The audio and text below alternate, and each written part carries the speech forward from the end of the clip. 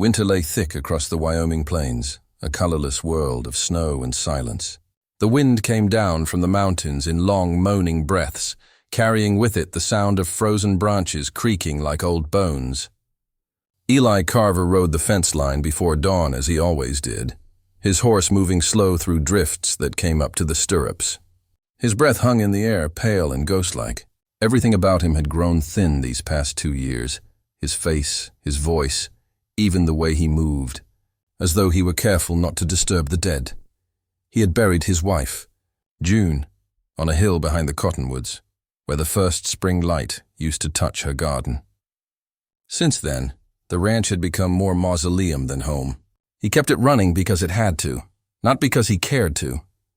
The cattle needed feeding, the gates needed fixing, and life, cruelly stubborn, refused to stop on account of one man's grief. When Eli returned to the house that morning, he hung up his coat by the door and set a pot of coffee to boil. The floorboards groaned beneath his boots. A chair rocked once on its own, the wind through a crack in the window, he told himself. The ticking of the mantel clock filled the silence like a slow heartbeat. He poured a cup of coffee and stared out at the pale horizon, where dawn broke like bruised glass. That was when he saw them. Footprints. They trailed through the yard, leading from the edge of the frozen creek toward the barn. Too small to be a man's, too deliberate to be an animal's. He set his cup down, reached for the rifle by the door, and stepped outside. The cold bit into his lungs, sharp as a blade. Snow crunched under his boots as he followed the prints. The barn loomed ahead, red paint peeling beneath frost, its door slightly ajar. A sliver of movement caught his eye, a flicker of shadow within. Eli pushed the door open slowly, the hinges groaning in protest. There, among the hay bales and the smell of horses, crouched a woman. Her shawl was tattered, her hands raw and trembling. Snow clung to her lashes. In her grip, crumpled and stained, was a folded piece of paper. "Ma'am," he said, his voice low and rough. "You're trespassing." She looked up at him with eyes so dark and hollow, they made him forget the cold for a moment. She didn't answer, just held the letter tighter, as though it were her only defense.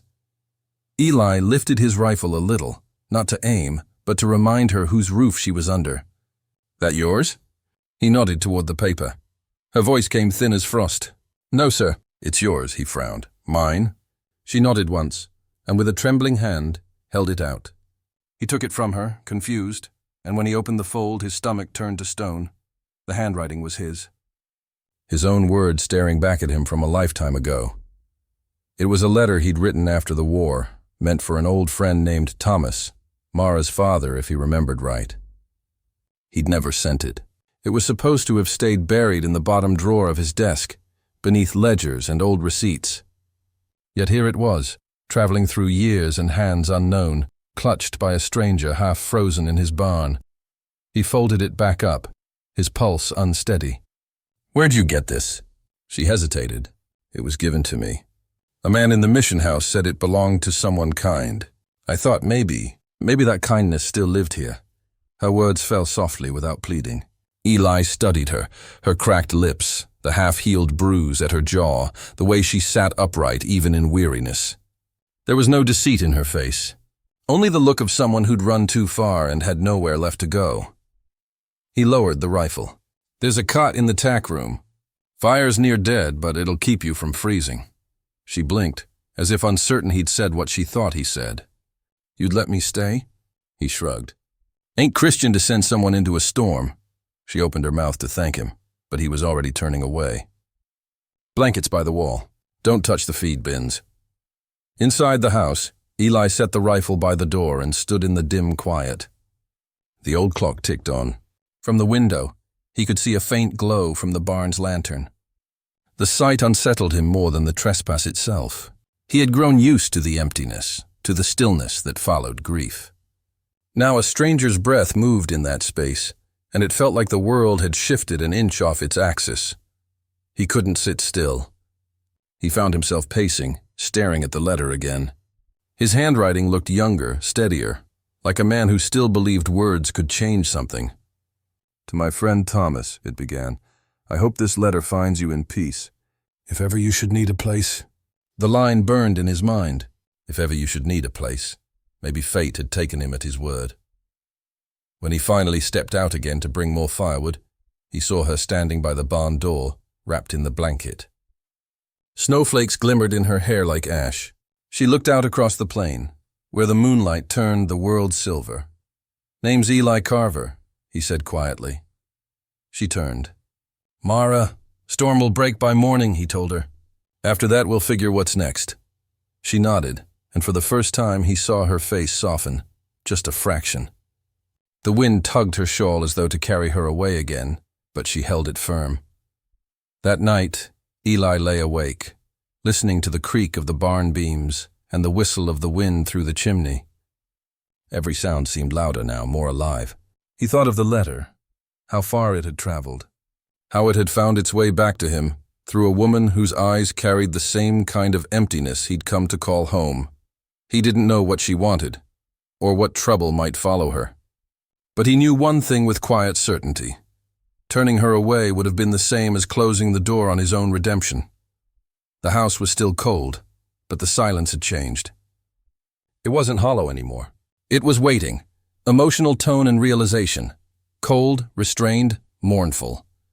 Eli's solitude is fractured by the presence of a woman who mirrors his own brokenness. In showing her mercy he begins, without knowing it, to thaw the ice around his own heart. Morning came gray and windless. A crust of ice coated the troughs, and the sun barely lifted over the hills.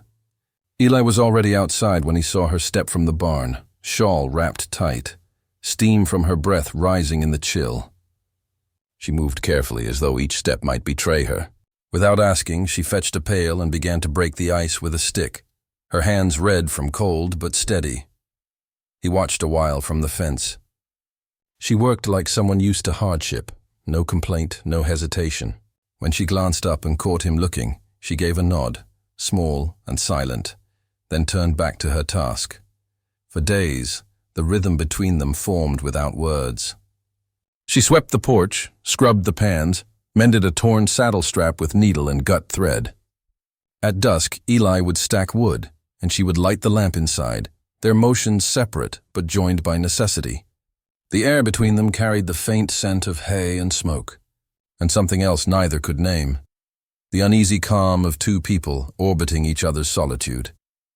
The letter sat on the table between them one evening, its edges curling with age.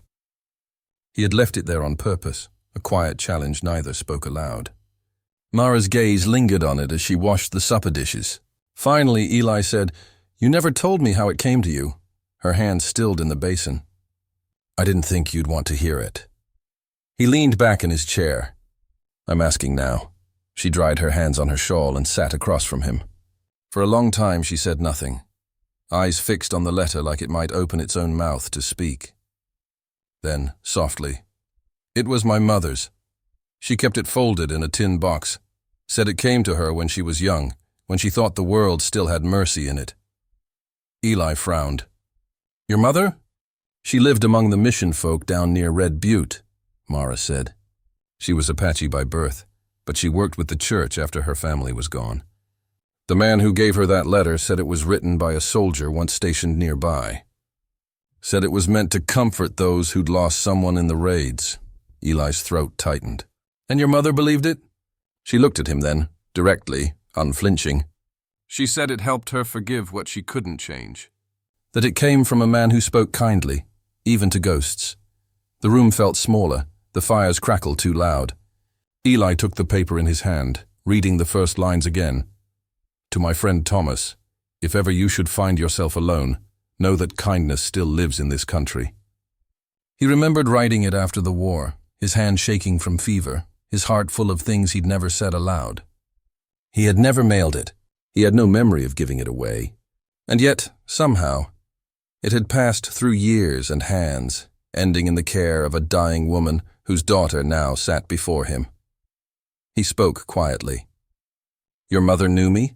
She said she met a man once, a rancher who carried sorrow like a badge. Said he gave her water when others wouldn't." Eli tried to picture it, tried to summon some image of her mother's face among the hundreds he'd seen in those years of wandering after the war. But grief had a way of blurring memory until all kindnesses blended into one long ache. "I don't remember," he said. Mara nodded. "You wouldn't. She said you never looked for thanks." The clock ticked between them, marking time like a slow confession. Eli's gaze drifted to the mantel where June's cracked teacup still sat, the rim chipped from the day she'd dropped it. Dust had gathered there, yet he couldn't bring himself to move it. Mara noticed too. "Your wife," she said softly. "She's still here." Eli's jaw tightened. "In the ground behind the cottonwoods. She must have been kind." She was. His voice came rough. "She deserved better than the man she got." Mara didn't answer. Instead, she rose and crossed to the window, where the snow glowed faintly blue beneath the moonlight. Her reflection shimmered in the glass beside his wife's photograph on the wall. Two women, one living, one gone, bound by the same quiet sadness that haunted the house. "I can go," she said after a moment, "when the weather clears. I don't want to stir up ghosts that don't belong to me." "You didn't stir them," he said. "They were already restless." Her hand touched the window pane. "Sometimes I think we're all just living in other people's echoes." He looked at her then, seeing not the trespasser he'd found in his barn, but a woman carved by the same losses that had hollowed him out. The firelight flickered across her face, catching the faint scar along her temple, the weary set of her shoulders. She had known pain, yes, but she had also known endurance. "Stay," he said quietly. "At least until spring." Her eyes lifted, uncertain. "Why?" "Because winter's cruel," he said. "And I've had my fill of burying things." A fragile silence settled between them, like snow falling in a still room. Mara nodded once, her expression unreadable, and turned back to the window. Outside, the wind picked up again, whispering through the eaves like voices of the past. In the days that followed, something shifted in the rhythm of the ranch. Mara's presence no longer felt like intrusion, but like memory brought to life. She moved gently through the house, touching objects with care. The apron hanging by the stove, the half-worn Bible on the shelf. She treated them not as relics, but as remnants of love. Eli watched her and wondered how she carried so much grace inside such weariness. At night, he found himself reading the letter again. It no longer felt like something unfinished, but like a bridge built across time, between the man he had been and the man he might still become. Sometimes, when the fire burned low, he imagined her mother reading those words long ago, finding in them the same fragile hope he had once meant to send. The thought brought both comfort and guilt. Words had power, he realized, even words forgotten, especially those, and so the days went on. The snow began to soften, dripping from the eaves like tears. The ranch, once haunted by silence, now carried the sound of two people breathing the same fragile air, learning not to speak of what was gone, but to live, quietly, in what remained, emotional tone and realization, somber and reflective. The letter becomes a mirror of consequence, a bridge between their separate griefs. In sharing its story, Eli and Mara begin to see that even words left unsent can heal wounds left untended. By late February, the wind turned mean, the kind of cold that bit through coats and burned the skin raw. The world beyond the windows was white, not the soft white of peace, but the wild, endless kind that erased fences and trails alike. Eli had seen storms before, but this one carried a weight that felt almost personal, as if the sky itself meant to test what still stood on his land. He stacked more firewood by the hearth, glancing toward the barn through the blur of falling snow. Mara had gone out earlier to check the feed, though he'd warned her to stay close. She was stubborn, quiet, but sure-footed as a Mustang. When she returned, the hem of her dress was rimmed with frost, and her hair clung damp against her cheeks. "It's coming down harder," she said, setting her gloves near the stove. He nodded. "Could last all night." The wind howled around the eaves, prying at the shutters like angry hands. By dusk, the ranch was swallowed whole. The light outside disappeared, leaving only the orange glow of the fire and the sound of wood snapping in the heat. Mara sat near the hearth, rubbing warmth back into her fingers. Eli busied himself with small tasks, whittling a peg for a broken latch, checking the rifle by habit. The silence between them was no longer hostile. It was companionable in its own restrained way, like two wolves resting by the same fire.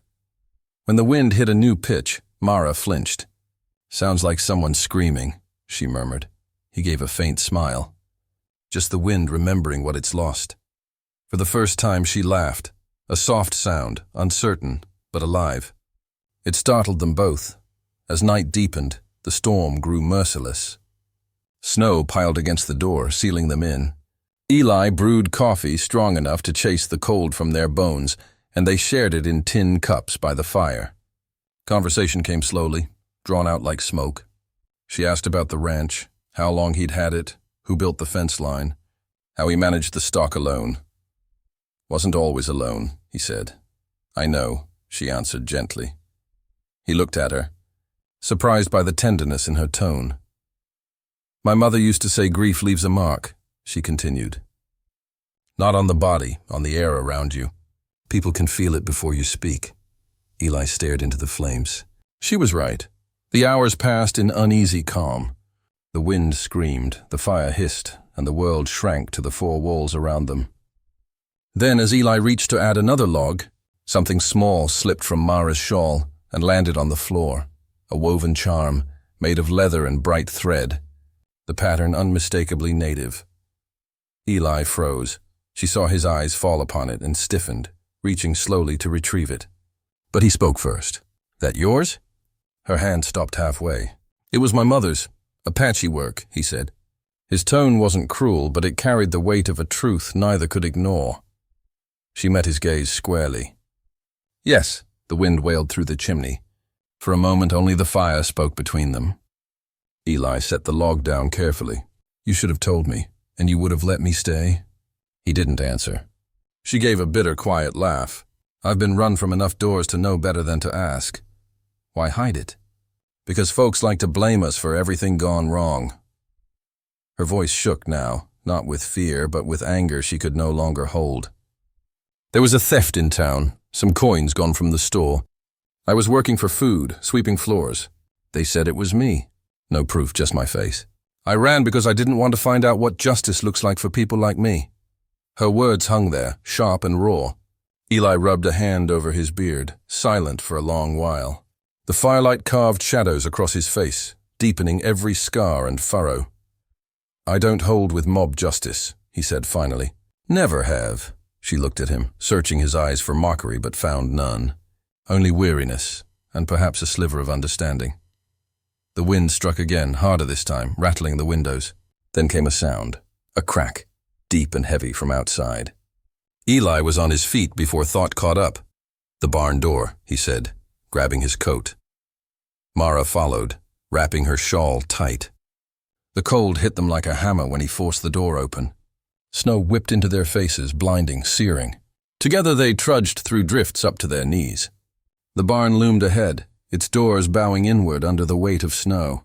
"Get the lantern," he shouted over the wind. She did, fumbling with the flint, until light flared through the swirling white. The hinges screamed as they pushed against the collapsing door. Wood splintered. Inside, the horses stamped and whinnied, wild-eyed with fear. "Hold it steady!" Eli barked, wedging a beam against the doorframe. Mara pressed her shoulder to it, her strength surprising him. Snow poured in through the gaps, biting at their faces. When the door finally held, they stumbled back, gasping. The lantern swung in her hand, throwing wild light over them both, his breath steaming, her hair loose and tangled. The fire in her eyes brighter than the flame itself. "You should have stayed inside," he said, voice rough. "You'd have lost them if I had." He looked at her then. Truly looked. The grit in her stance, the defiance in her gaze, the steadiness of her breath despite the cold. She wasn't a fugitive. She was a survivor. "Reckon you've done this before," he said quietly. "Running?" she asked. "No, fighting storms." Her lips curved into something that wasn't quite a smile, but close enough. "Every kind there is." They walked back to the house in silence, snow crunching under their boots. When they reached the porch, Eli paused, glancing once more at the blinding white world beyond.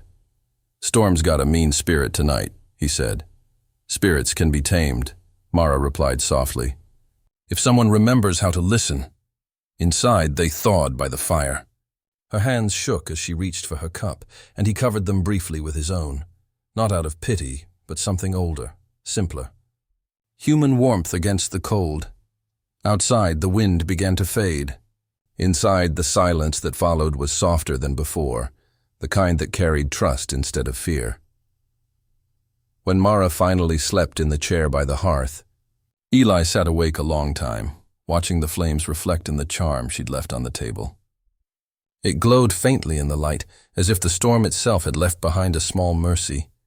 For the first time in years, Eli felt something inside him thaw, not all at once, but like ice cracking beneath slow spring sun, emotional tone and realization, tense yet intimate. The storm forces truth into the open, melting both snow and emotional frost. Through shared danger, Eli sees Mara not as an intruder, but as a living reminder that survival, even when undeserved, can still be grace. The storm passed, but the quiet it left behind felt uneasy, a stillness stretched too thin. March sunlight crept over the plains, pale and cold, revealing a world scarred by wind. Drifts of snow lingered in the shaded gullies, melting slow into mud. Eli worked the fence line again, shoulders bent, eyes drawn always to the horizon. He told himself it was habit, the same watchfulness that had kept the ranch alive all these years. But in truth, he was watching for riders. Word traveled fast across country like this. A stranger in his barn, a woman living under his roof. Tongues would wag before long. He'd heard the first hints at the post office a week ago, men talking in half-lowered voices. Some squaw hiding out near the Carver place, probably stole something. Eli had kept his back turned, jaw clenched tight. Now each passing day felt heavier. The ranch, once a refuge from grief, had become a tinderbox waiting for a match. Mara sensed it too. She kept busy, always busy. Her hands mended, scrubbed, cooked, anything to keep from idleness. The silence between them had changed again, no longer wary but charged. Every look, every shared moment by the hearth carried weight. One morning, Eli came in from the yard and found her sweeping the floor. Sunlight poured through the window, catching the dust in golden shafts. She paused, resting her hand on the broom, watching him remove his hat. "You went to town?" she asked quietly. He nodded. "Had to buy salt blocks. And?" He hesitated, hanging the hat by the door. "They're talking." Her face didn't flinch, but her eyes darkened.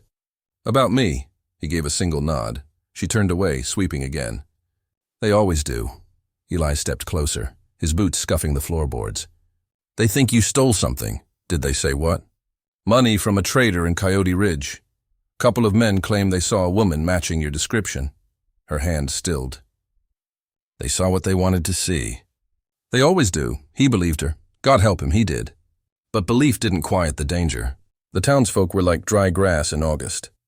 All it took was one spark. Later that evening, Mara tended the fire while Eli repaired a broken bridle strap at the table. The leather creaked under his hands. She hummed softly, an old tune he didn't recognize, something low and sad. "What song is that?" he asked. "My mother's," she said. "She used to hum it when the soldiers came close.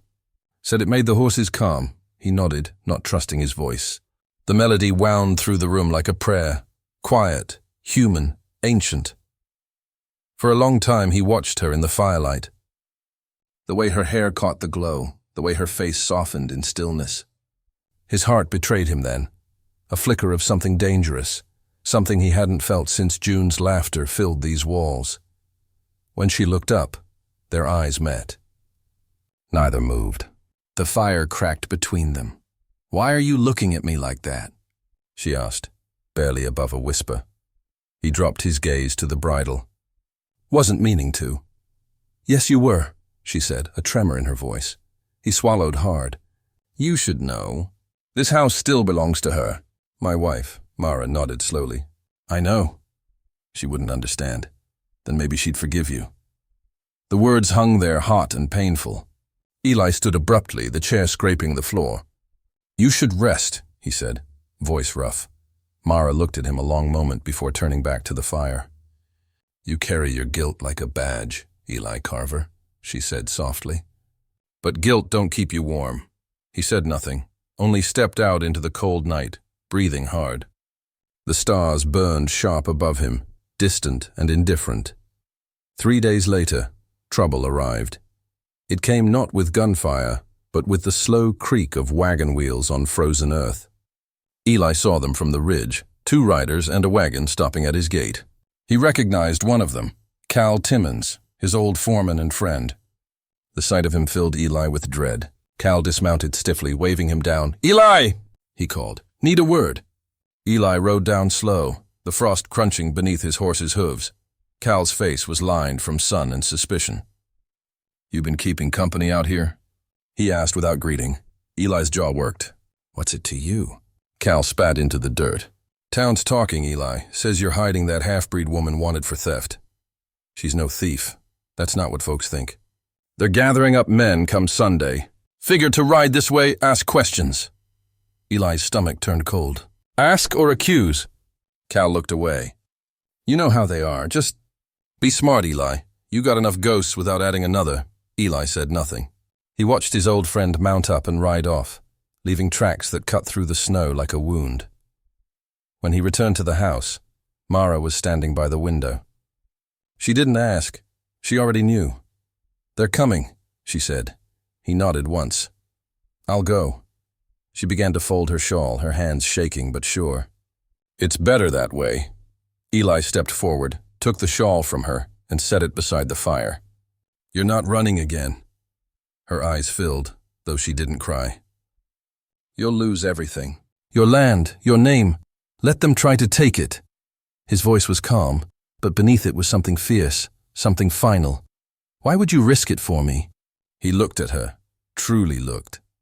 At the woman who had come to his door half frozen, who had mended what little life he had left without asking for anything in return. "Because it's right," he said simply. "And because I can't bury another good soul on this land." The fire snapped between them, casting long shadows on the walls. Mara sank into the chair, her breath unsteady. "You can't save me, Eli." He shook his head. "Maybe not, but I can stand beside you." Outside, the wind picked up again, carrying with it the faint scent of thawing earth. Spring was near, but so was reckoning. That night, neither of them slept. She sat by the window, shawl draped over her shoulders, watching the moon rise. He sat at the table, cleaning his rifle in silence. Between them lay no promises, no confessions, only a quiet, defiant understanding. In that fragile stillness, something had changed. The warmth that had grown between them was no longer comfort alone. It was rebellion, a small fire burning against the long cold of the world. Emotional tone and realization, suppressed longing and moral tension. Both know the cost of compassion, yet neither retreats. Eli's decision to protect Mara becomes an act of quiet defiance, proof that decency, once nearly dead in him, has taken root again.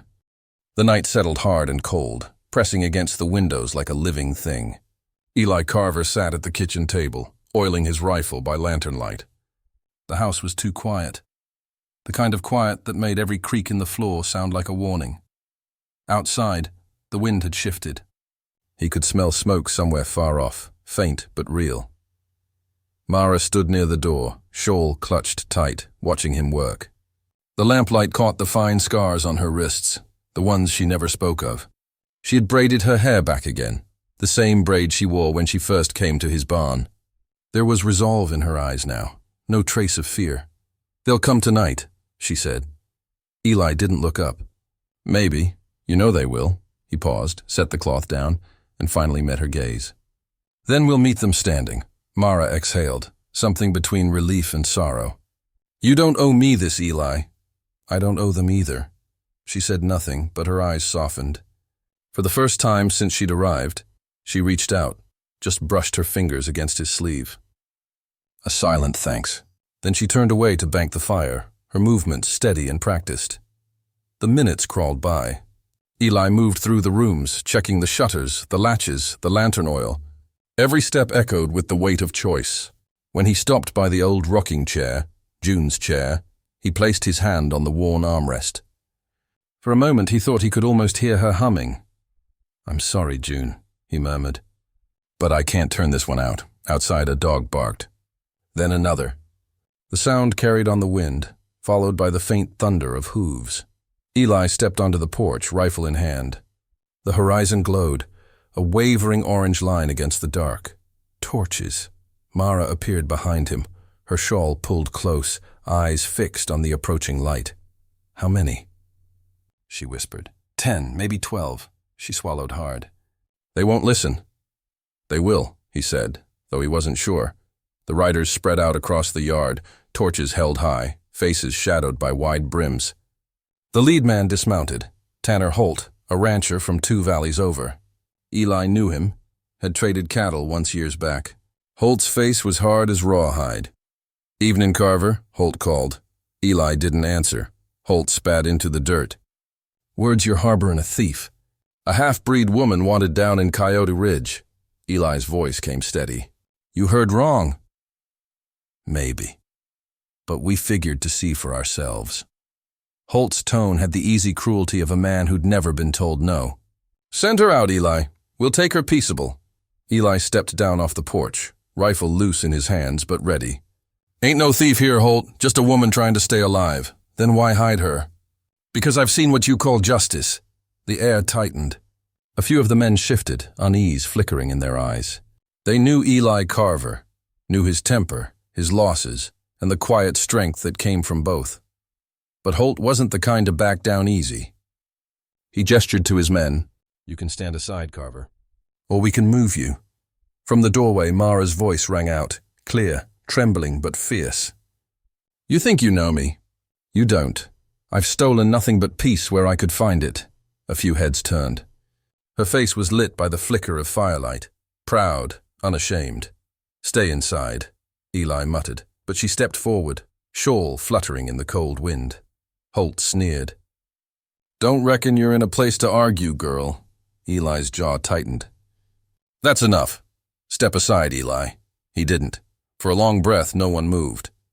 The torches hissed, the horses stamped, the night itself seemed to hold still. Then Holt's hand went for his pistol. The shot cracked through the dark, one sharp sound, then silence. Eli had fired first, a single round that kicked dust at Holt's boots. "Next one won't miss," he said, voice low and deadly calm. The men froze. No one expected it, not from Eli, the quiet widower who kept to himself. "Go home," Eli said. "You'll find no justice here." "Only shame." For a moment, Holt's eyes burned. Then, one by one, the torches lowered. The men shifted uneasily, muttering. No one wanted blood on Carverland, not his. Not hers. Holt glared once more, then swung into his saddle. "You're a fool, Carver." "She'll ruin you." Eli said nothing. The sound of hooves faded into the night. When the last torch disappeared beyond the ridge, Eli finally lowered his rifle. His hands shook, but his breath stayed even. Behind him, Mara stepped close. "You didn't have to do that." He gave a half smile, weary and small. "Didn't seem like I had much choice." A sudden crack split the quiet, the barn door giving way, flames licking up from a knocked-over lantern. Someone must have tossed it before they left. "Damn it," Eli cursed, running toward the blaze. Mara followed without hesitation. Together they hauled water, blankets, anything they could grab. The wind caught sparks, but the fire didn't take the horses. Not this time. They fought it till the last flame choked out, leaving only smoke and scorched boards. When it was done, Eli sank to his knees in the mud, coughing hard. A bullet had grazed his arm. He hadn't even noticed till now. Mara dropped beside him, pulling his sleeve up, wrapping it tight with a strip torn from her own shawl. "You're bleeding," she whispered. He looked at her, their faces inches apart in the red glow. "So are you," he murmured, brushing a streak of soot from her cheek. For a moment, the world stilled again. No torches, no shouting, no ghosts.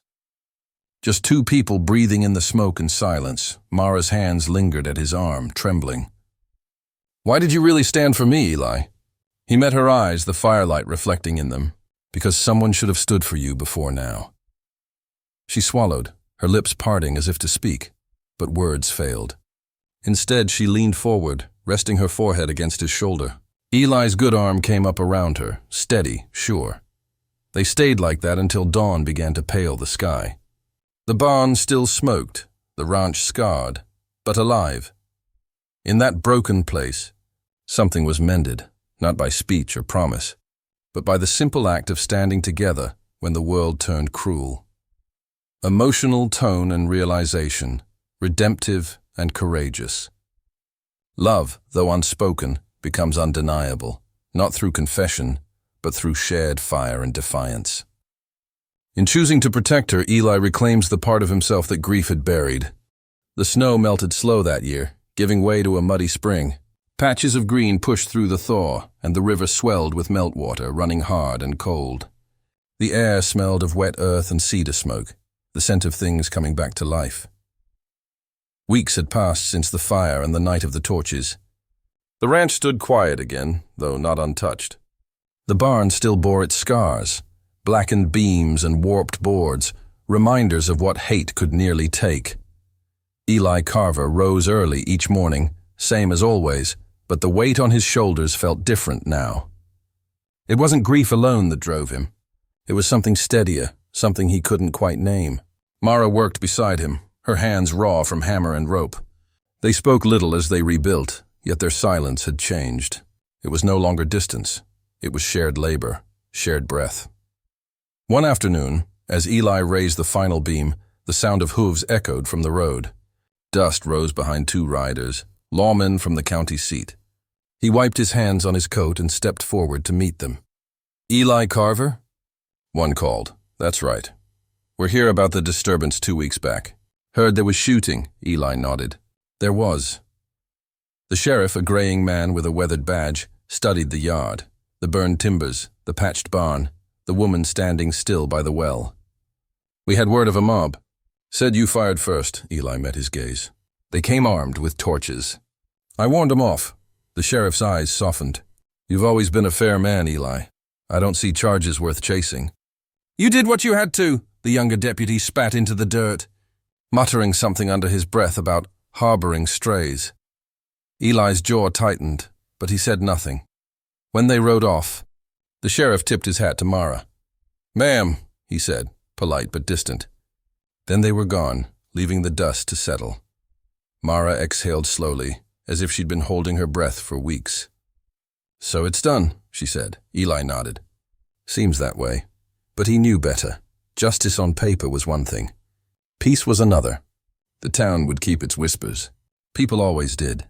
That night they sat on the porch, coffee cups warm in their hands. The sun fell red behind the hills, and thunder murmured far off. Not a storm yet, just a promise of one. Mara's shawl fluttered in the breeze. She'd mended it with new stitching where she'd torn the fabric that night to bind his arm. The thread was a little crooked, but she said she liked it that way. Said it made the cloth honest. "You could leave, you know," Eli said quietly. "You'd be safe now. Head south, find work, start over." Mara took a slow sip of coffee. "And what would you do then?" He shrugged. "Same as before, I suppose." "That doesn't sound like living." He glanced at her, the faintest smile ghosting his face. "You've got a better notion?" She set her cup down, eyes on the horizon. "Staying would be harder. Every woman in town would cross the street to avoid me. Every man would whisper that I bewitched you." Eli's voice came steady. "Let him whisper." Mara shook her head, a faint wry smile on her lips. "You say that now, but folks don't forget. They'll call you a fool for taking me in. They already did." Silence settled between them, deep and gentle. A meadowlark called from somewhere down by the creek. The air smelled of rain. Finally, she turned to him. "I could ride on," she said. "Find my mother's people, maybe. Or what's left of them." "You could," he said softly, "but you don't have to." Her eyes lingered on him a long while, searching. "You really think a man and woman like us could build anything worth keeping?" Eli looked toward the barn, half rebuilt, smoke-stained but standing. "We already have." Something in her eased then. Her shoulders lowered, the guardedness in her eyes dimming just a little. She leaned back in her chair, listening to the low thunder roll across the plains. "You're a stubborn man, Eli Carter, so I've been told." "Maybe I'll stay a while then," she said at last. "Not forever, just long enough to see the barn finished." He nodded, hiding the flicker of relief that crossed his chest. That's fair. Days lengthened. The wind softened.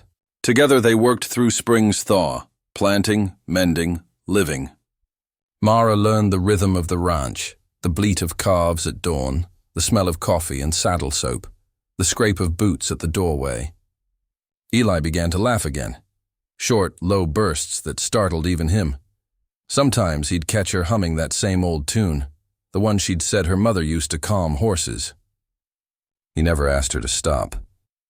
One evening, after a long day fixing fence posts, he found her sitting in the barn doorway, watching the rain sweep across the fields.